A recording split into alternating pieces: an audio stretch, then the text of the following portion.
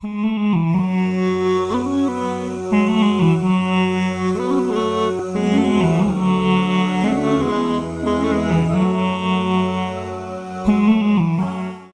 Programme دین کی دنیا کے ساتھ میں ہوں آپ کا میزبان اویس اسحاق۔ ناظرین، آج خلیفہ سوم حضرت عثمان غنی رضی اللہ تعالی عنہ کا یوم شہادت منایا جا رہا ہے، اور اس حوالے سے بات کریں گے کہ ان کی شخصیت کیا تھی اور دین اسلام کے لیے ان کے کیا کارنامے ہیں۔ آپ خلیفہ تھے، خلیفہ سوم بھی تھے، اور خلافت میں رہتے ہوئے آپ نے دین اسلام کی سربلندی کے لیے اپنا کیا کردار ادا کیا۔ اس حوالے سے بات کرنے کے لیے ہمارے ساتھ موجود ہیں صدر اہل سنت والجماعت مولانا اورنگزیب فاروقی صاحب۔ السلام علیکم۔ السلام علیکم۔ بہت شکریہ حضرت، سب سے پہلے آپ نے ہمارے پروگرام میں وقت نکالا۔ جزاک اللہ۔ سب سے پہلے یہ بتائیے گا کہ حضرت عثمان غنی رضی اللہ تعالیٰ عنہ کا، جیسے کہ میں نے بتایا، آج یوم شہادت منایا جا رہا ہے، تو حضرت عثمان غنی رضی اللہ تعالیٰ عنہ نے کب اسلام قبول کیا اور دین اسلام کے لیے ان کی خدمات کیا تھیں؟ بسم اللہ الرحمن الرحیم۔ سب سے پہلے تو آپ کا بہت شکریہ، آج کے اس اہم دن میں آپ نے اس اہم عنوان پر گفتگو کرنے کے لیے موقع فراہم کیا۔ میں آپ کا، آپ کے ادارے کا بہت مشکور ہوں۔ حضرت عثمان بن عفان رضی اللہ تعالیٰ عنہ اسلام کے بنیادی لوگوں میں، جن قرآن حکیم نے کہا والسابقون الاولون من المہاجرین والانصار، یہ سابقون الاولون لوگوں میں سے، یعنی سب سے پہلے لوگ جو اسلام لائے اس میں سے ہیں، اور یہ ابوبکر صدیق رضی اللہ تعالیٰ عنہ کی دعوت پر ایمان لائے ہیں۔ حضرت عثمان بن عفان رضی اللہ تعالیٰ عنہ کی خوبی اور خصوصیت یہ تھی کہ وہ اسلام لانے سے قبل بھی انتہائی شریف تھے، یعنی بہت شریف النفس، شریف الطبع۔ آپ اسے اندازہ لگائیں کہ انہوں نے کبھی زمانے جاہلیت میں بھی جب شراب پی جاتی تھی، اس زمانے میں کبھی شراب نہیں پی، اور وہ اتنے شرم و حیا کے پیکر تھے کہ انہوں نے کبھی غسل خانے میں بھی پورا لباس اتار کر غسل نہیں کیا۔ وہ اتنے شرم و حیا کے پیکر تھے۔ تو اسلام تو انہوں نے بنیادی پہلے لوگوں میں وہ لے کر آ گئے۔ پھر رسول اللہ کتابوں میں آتے چوتھے نمبر پر حضرت بکر صدیق کی دعوت پر یہ 4 5 10 لوگ جو تھے، اس کے بنیادی لوگوں میں حضرت عثمان بن عفان رضی اللہ تعالیٰ عنہ کا تھا، اور تھے بھی بڑے ماشاءاللہ، اللہ تعالیٰ نے انہیں دنیا میں بہت کچھ دیا ہوا تھا۔ اس کے باوجود ان پر وہاں اسلام لانے کے بعد جو اس وقت کچھ ہوتا تھا، سختیاں ہوتی تھی ان پر بھی، اور ان کے چچا نے انہیں کمرے میں بند کر دیا، اور بند کرنے کے بعد انہیں جو ہے وہ تشدد کا نشانہ بنایا، اور وہ تشدد کا نشانہ بنانے کے باوجود باز نہیں آئے، اور انہوں نے رسول اللہ صلی اللہ علیہ وسلم کی ساتھ محبت کا اظہار کیا، اور آپ صلی اللہ علیہ وسلم کے ساتھ رہے۔ اس کے بعد اسلام کی جتنی خدمات آئی، کسی خدمت میں بھی حضرت عثمان بن عفان پیچھے نہیں رہے، بالخصوص چونکہ جب بنیادی طور پہ اسلام لانے والے لوگ تھے، اس وقت کمزور لوگ زیادہ تھے، یعنی غریب تھے، غلام تھے، اور مزدور تھے، اور مفلس لوگ تھے۔ ان میں حضرت عثمان بن عفان رضی اللہ عنہ مالدار تھے، آپ تاجر تھے، تو جب ضرورت پڑتی تھی اس وقت کسی کے لیے، یعنی غلام آزاد کرنا ہے، تو حضرت عثمان بن عفان حاضر، لوگ کیا کرتے تھے، جی عثمان بن عفان حاضر، جی کسی مارکے میں پیسے خرچہ دینا ہے تو عثمان بن عفان حاضر، جی کسی کی خدمت کرنی ہے تو حضرت عثمان بن عفان حاضر، جی اہل بیت بالخصوص حضور صلی اللہ علیہ وسلم کے گھر والے، یعنی ازواج مطہرات، ان کے گھروں میں کچھ نہیں ہے تو کچھ بھجوانا ہے تو حضرت عثمان بن عفان رضی اللہ تعالیٰ عنہ جو ہے وہ موجود ہوتے تھے۔ ایک دفعہ رسول اللہ صلی اللہ علیہ وسلم جانے لگے عید کی نماز کے لیے، تو سید عائشہ صدیقہ رضی اللہ تعالیٰ عنہ نے فرمایا کہ آپ تو جا رہے ہیں تو نماز کے بعد لوگ آئیں گے، ظاہر ہے لوگ آئیں گے، مفلس آئیں گے، نادار آئیں گے،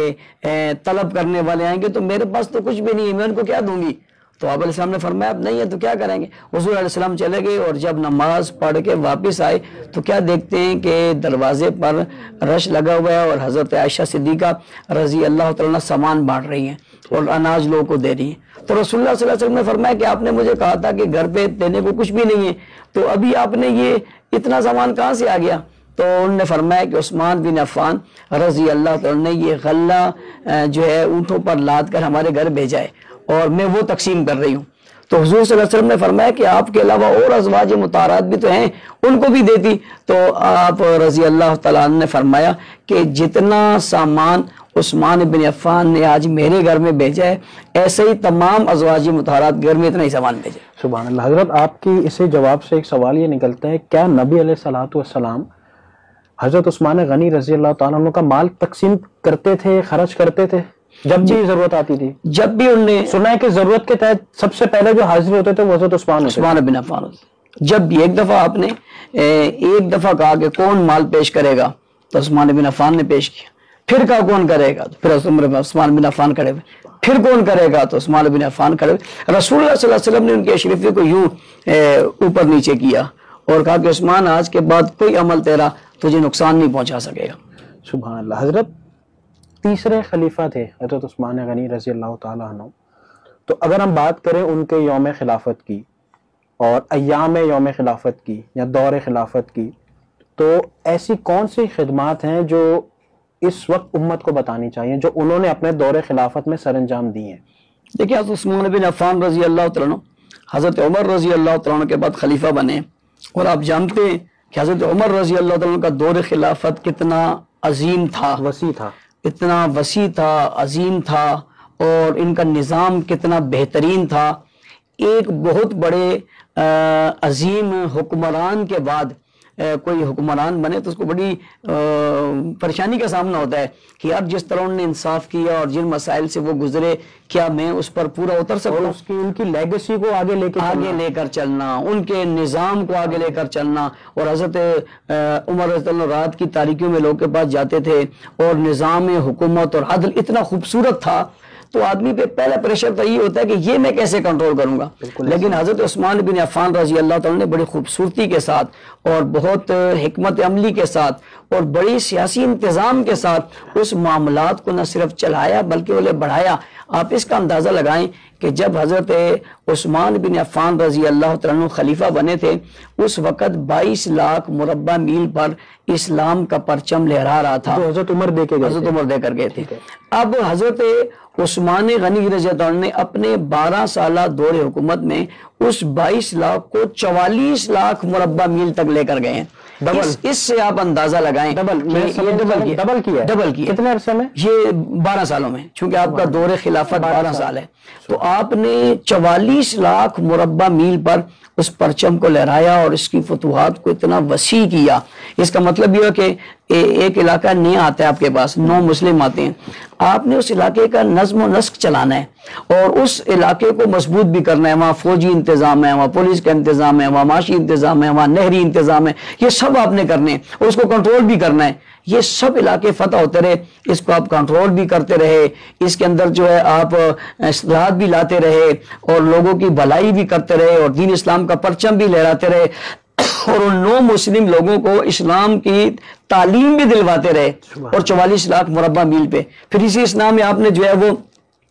مسلمانوں کے لیے بہت سارے ایسے کام کیے جو ان کی ضرورت تھی۔ ظاہر ہے جیسے جیسے وہ رقبہ بڑھتا ہے اور حکومت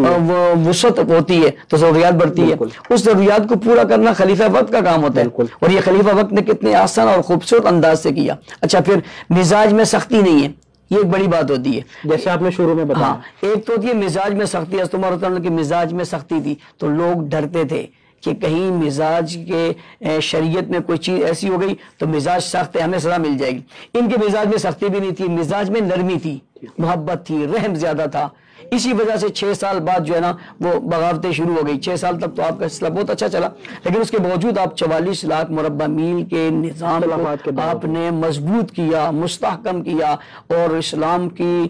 جو سرحدیں تھیں انہیں طویل تر کر کے اسلام کو دنیا کے کئی کونوں تک پہنچا دیا۔ یہ ان کا سب سے بڑا کارنامہ ہے۔ دوسرا کارنامہ یہ کہ حضرت ابوبکر صدیق رضی اللہ تعالیٰ عنہ، حضرت فاروق اعظم رضی اللہ عنہ کے زمانے میں قرآن مجید کے جمع کرنے کا ایک وہ تھا کہ جمع کرنا چاہیے، لیکن اسے جمع کرنے کے بعد جو اسے ایک مصحف میں لائے، جسے مصحف عثمانی کہتے ہیں،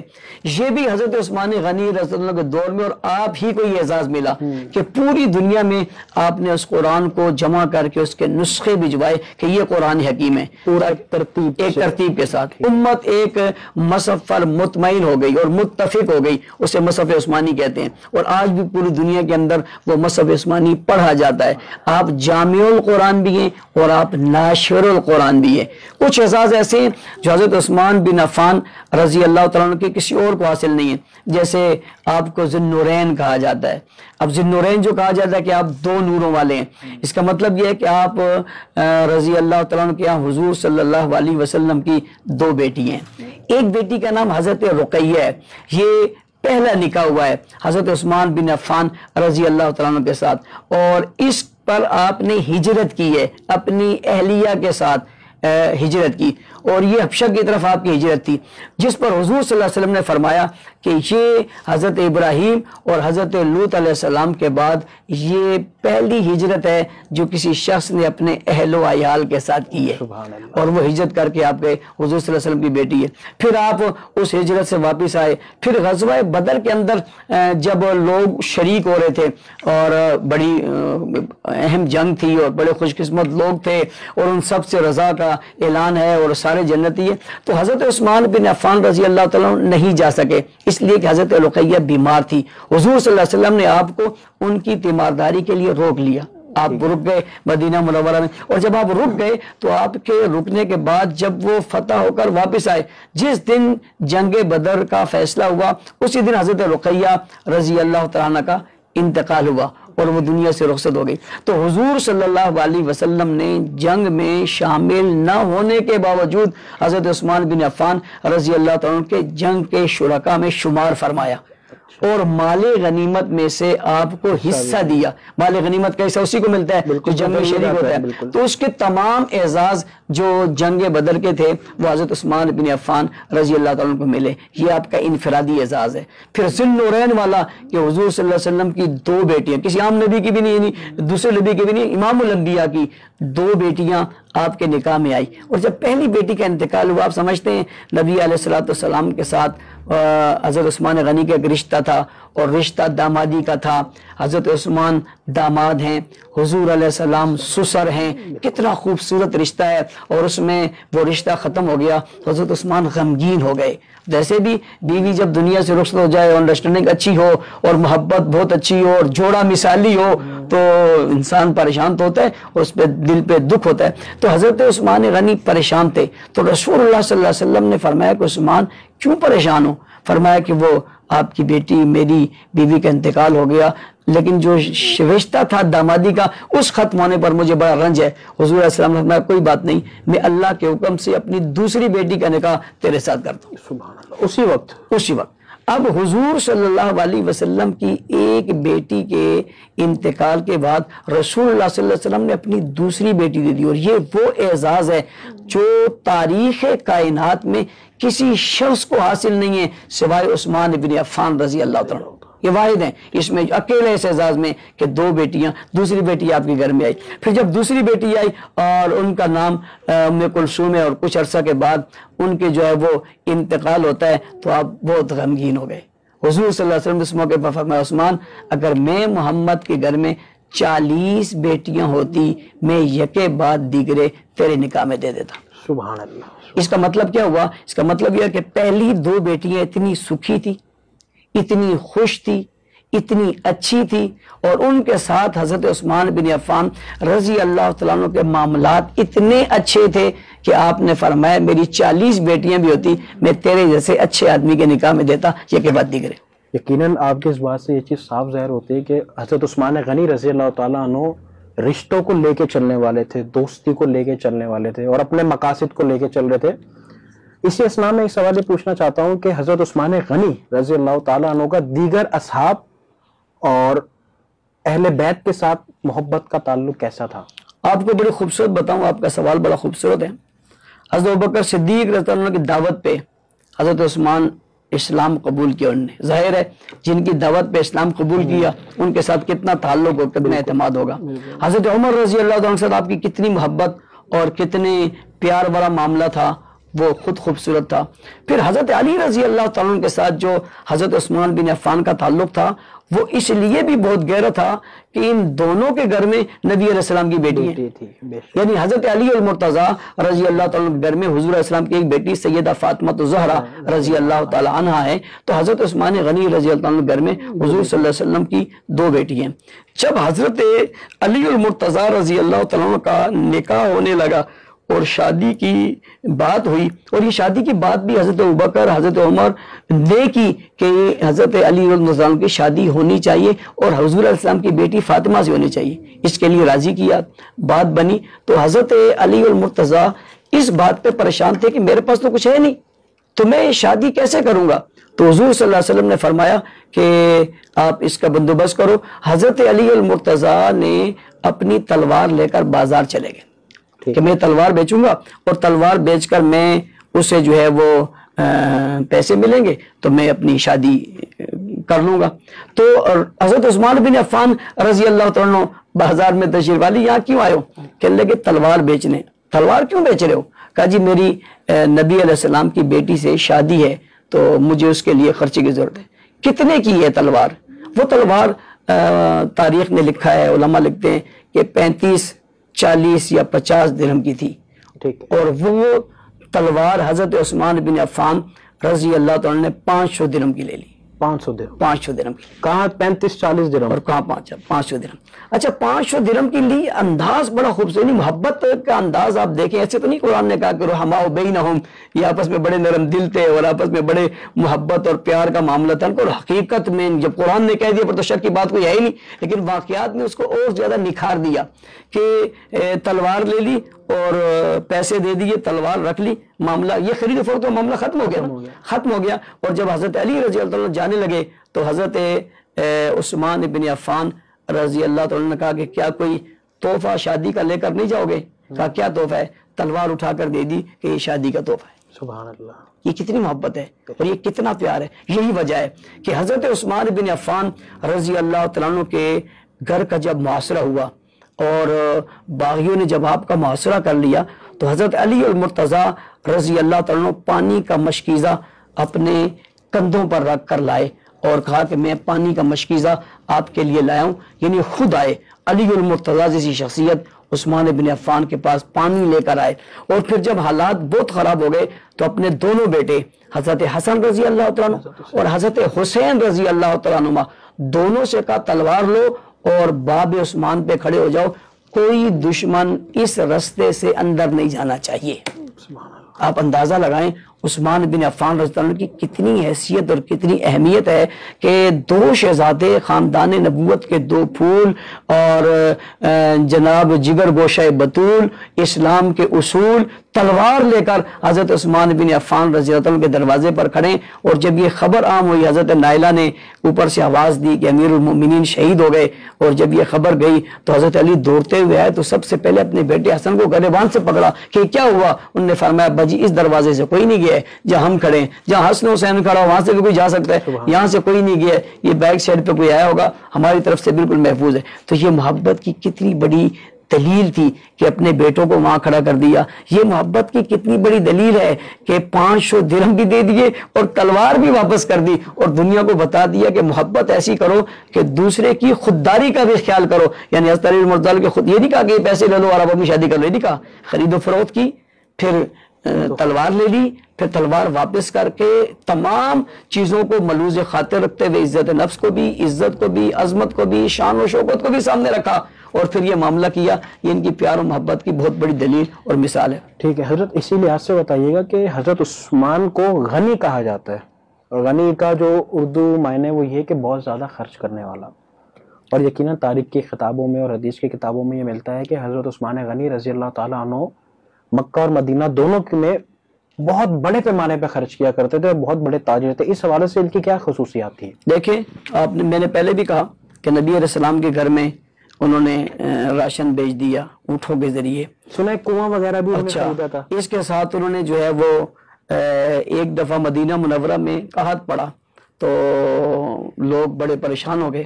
اور عثمان بن عفان تعالیٰ کا جو ہے مال آیا اور قافلہ پورا آیا،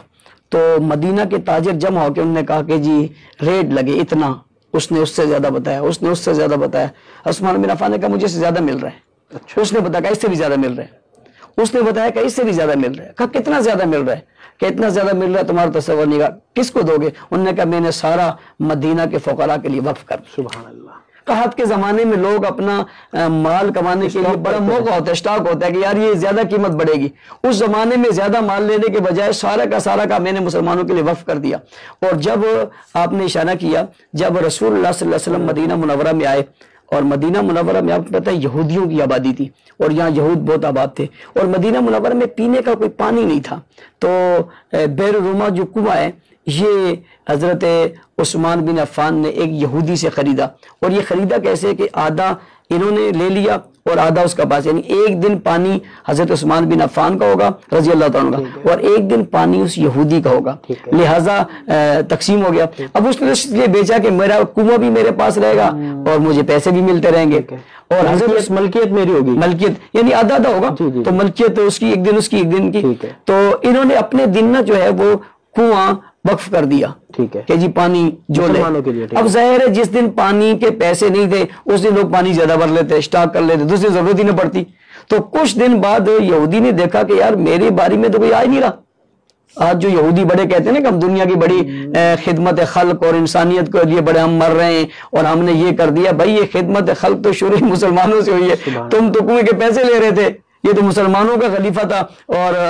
فرد تھا، شخص تھا جس نے جو ہے وہ کنویں کو وقف کیا۔ تو اس نے کہا جی آپ پورا لے لیں، تو عثمان بن عفان رضی اللہ عنہ نے وہ پورا کنواں جو ہے وہ لے لیا اور لے کر سارے کا سارا مسلمانوں کے لیے وقف کر دیا۔ حالانکہ تجارت کا بہت اچھا سلسلہ تھا لیکن وہ کنواں وقف، یہ پینے کا واحد میٹھا پانی تھا جو اس مدینہ منورہ میں تھا، ایک ہی کنواں تھا اور ایک ہی ذریعہ تھا، اور عثمان بن عفان رضی اللہ تعالیٰ کے ذریعے سے ملا۔ مدینہ منورہ پہ حضرت عثمان بن عفان کے احسان ہے، جنگوں میں آپ دیکھ لیں عثمان بن عفان کا مال ہے، نبی علیہ السلام کے گھر پہ آپ دیکھ رہے ہیں عثمان بن عفان کا مال ہے، آپ حضرت علی مرزا کی شادی میں دیکھ لیں عثمان بن عفان کا مال ہے۔ یہ تو اتنا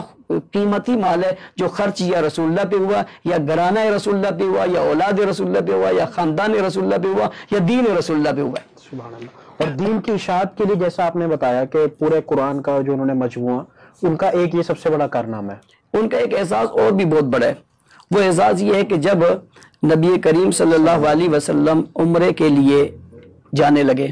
تو آپ علیہ السلام نے صحابہ کرام سے کہا کہ دیکھو تلواریں نیام میں رکھ لو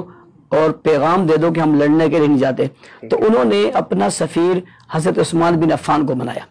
پہلے حضرت عمر رضی اللہ عنہ سے کہا، لیکن حضرت عمر رضی اللہ تعالیٰ نے کہا کہ یا رسول اللہ میں سمجھتا ہوں کہ میرے سے زیادہ یہ سفارتکاری عثمان بن عفان کر سکتے ہیں۔ کیوں؟ اس کی وجہ بھی یہ کہ یہ تو وہاں خرچ کرتے رہیں،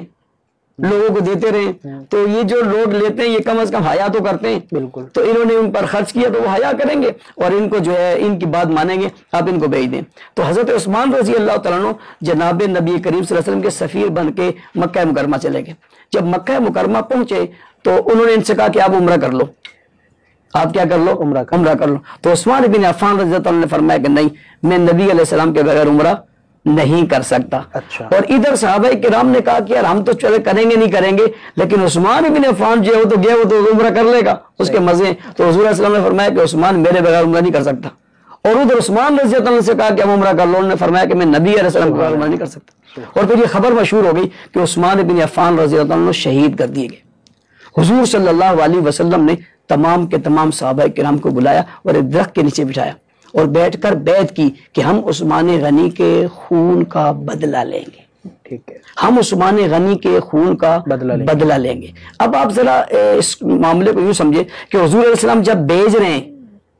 تو کہہ رہے ہیں کہ ان سے کہو ہم لڑنے کے لیے نہیں آئے، اور ہماری تلواریں نیام میں ہیں، بالکل۔ عثمان ابن عفان کے خون کی کتنی قیمت اور کتنی اہمیت ہے کہ ابھی جو بیانیہ پہلے تھا وہ بیانیہ تبدیل ہو گیا، اور تبدیل ہو کر کہا کہ تلواریں نیام سے لگا لو، ہم عثمان بن عفان کے خون کا بدلہ لیے بغیر نہیں جائیں گے۔ تو ایک عثمان غنی کے خون کی کتنی اہمیت تھی۔ اچھا، پھر حضور صلی اللہ علیہ وسلم نے صحابہ کرام سے بیعت لی، 1400 صحابہ کرام نے یا نبی کریم صلی اللہ علیہ وسلم کے ہاتھ پر بیعت کی، 1400 صحابہ کرام نے، اور بیعت عثمان غنی تعالیٰ کی کس پر کی ہے؟ خون پر کی ہے کہ ہم عثمان غنی کے خون کا بدلہ لیں گے، 1400 صحابہ کرام۔ اچھا، جن 1400 صحابہ کرام نے حضرت عثمان بن عفان کے اس خون کے بدلہ لینے پر بیعت کی، اس کے لیے اللہ کے قرآن کی آیت نازل ہوئی، فرمایا لقد رضی اللہ عن المؤمنین اذ یبایعونک تحت الشجرہ۔ راضی ہو گیا البتہ تحقیق ان لوگوں سے، ان مومنوں سے اللہ اِذْ يُبَايِعُونَكَ تحت الشجرہ، جنہوں نے درخت کے نیچے بیٹھ کر نبی علیہ السلام کے ہاتھ پر بیعت کی ہے۔ سبحان اللہ۔ یعنی اللہ تعالیٰ تو صحابہ کرام سے ویسے ہی راضی تھا، لیکن یہ ایک مخصوص بات ہے اور مخصوص شخص کے لیے کہ یہ رضا کی وجہ کوئی اور نہیں بنی، یہ رضا کی وجہ حضرت عثمان بن عفان یا عثمان ذو النورین رضی اللہ تعالیٰ عنہ بنے، اور جناب ان کی وجہ سے 1400 صحابہ کرام کو جو ہے وہ بخشش کا اعلان ہو رہا ہے اور مغفرت کا اور رضا کا اعلان ہو رہا ہے۔ اور پھر نبی علیہ السلام نے فرمایا کہ یہ ہاتھ، اپنے ہاتھ کو عثمان کا ہاتھ قرار دیا کہ یہ عثمان کا ہاتھ ہے، یعنی اپنے ہاتھ کو حضرت عثمان بن عفان کا ہاتھ قرار دیا۔ یہ کتنی بڑی شخصیت ہے اور ان کی کتنی بڑی عظمت ہے۔ پھر آپ یہ دیکھیں کہ اللہ تعالیٰ نے 1400 کو بخش دیا، پھر یہ بیعت ہو گئی۔ اچھا، یہ بیعت اتنا خوبصورت منظر تھا کہ اللہ تعالیٰ نے کہا کہ ید اللہ فوق ایدیہم، محبوب نیچے آپ کا ہاتھ ہے، اوپر صحابہ کا ہاتھ ہے، ید اللہ فوق ایدیہم، ان کے ہاتھوں پہ میرا ہاتھ ہے۔ سبحان اللہ۔ یعنی یہ اتنا، یہ اس کو اب یوں کہیں کہ دفاع صحابہ یا صحابہ کرام یا عثمان بن عفان کا دفاع یا ان کی عزت اور عظمت کی بات کرنا کتنی اہمیت ہے کہ اس پر رب نے رضا کا اعلان کیا،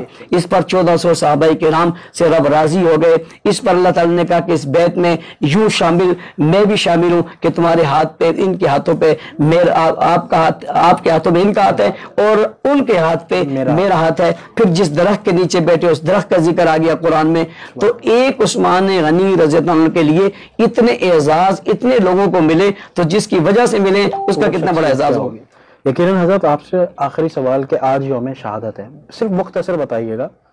کہ عثمان غنی رضی اللہ تعالیٰ عنہ کا یوم شہادت کتابوں میں پڑھا ہے کہ 40 دن سے زائد جو تھے وہ آپ کو بھوکا پیاسا رکھا گیا اور پھر آپ قرآن پڑھتے ہوئے آپ کو شہید کیا گیا۔ مختصر واقعہ بتائیے گا، پھر ہم پروگرام ختم کرتے ہیں۔ دیکھیں، ہم اسی لیے کہتے ہیں کہ یہ بڑی مظلوم شخصیت ہے، جتنی مظلومانہ شہادت حضرت عثمان بن عفان کی ہوئی ہے شاید دنیا میں کسی کی نہ ہو۔ پوری دنیا میں 40 دن تک پانی کا بند رہنا، کھانے کا بند رہنا، محاصرے کا ہونا، پھر یہ بھی آپ دیکھیں پانی وہ بند جو خود خریدا تھا، وہی کنواں، وہ کنواں، مسجد میں اس پہ پابندی جس کی توسیع خود کی تھی، اچھا، اپنے پیسوں سے اس مسجد کی توسیع کی، اس کی زمین لی، اس میں جانا بند، وہ لوگ بند، یعنی اس جگہ پہ دی جا رہے جہاں کے لیے انہوں نے سب کچھ قربان کیا، اور آج ان کو وہاں بند کر دیا گیا۔ اور حضرت عثمان رضی اللہ عنہ نے یہ سارا دکھ برداشت کیا اور ان سے کہا گیا کہ آپ ان باغیوں کے خلاف حکم دیں،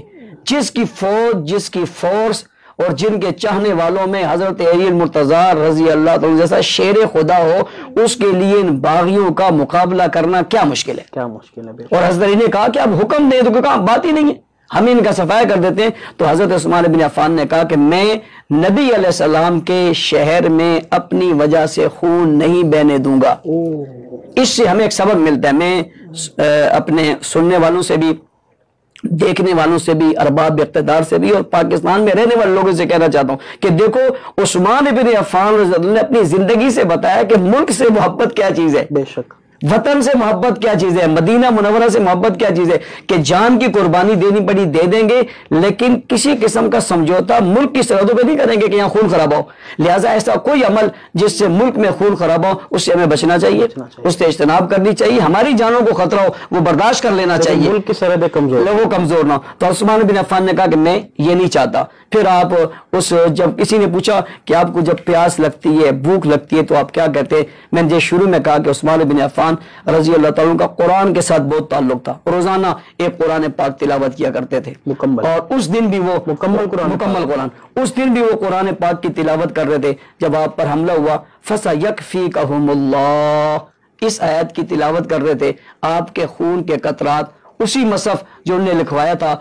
اس پر وہ خون کے قطرات گرے اور آج بھی موجود ہیں۔ عثمان بن عفان نے اپنی جان کی قربانی دے دی، 40 دن بھوکا پیاسا تڑپ کر بھی ملک کو بچایا، اور نبی علیہ السلام نے فرمایا تھا کہ تمہیں خلافت کا جبہ جو پہنایا جا رہا ہے اسے اتارنا نہیں، نبی علیہ السلام کے حکم پر اسے اتارا بھی نہیں، برقرار بھی رکھا، اسلامی سرحدوں کو بھی پھیلایا، جان قربان کر کے شہید بھی ہو گئے، اور جنت البقیع میں اعلیٰ مقام میں آج بھی ان کی قبر موجود ہے۔ بہت بہت شکریہ حضرت، آپ ہمارے پروگرام میں تشریف لائے۔ ناظرین، یقیناً حضرت عثمان غنی رضی اللہ تعالیٰ عنہ کی شخصیت ایسی ہے کہ اس کو اگر ہم فالو کریں تو اس میں ہمارے حکمرانوں کے لیے بھی سبق ہے، اور اس میں خرچ کرنے والوں کے لیے بھی سبق ہے، اور خصوصاً اس میں داماد کے لیے بھی سبق ہے، اور اچھا شوہر کیسے ہوتے ہیں اس کے لیے بھی سبق ہے، اچھا تاجر کیسے ہوتے ہیں اس کے لیے بھی سبق ہے۔ ہمیں چاہیے کہ ہم ان کی شخصیت کو فالو کریں۔ اور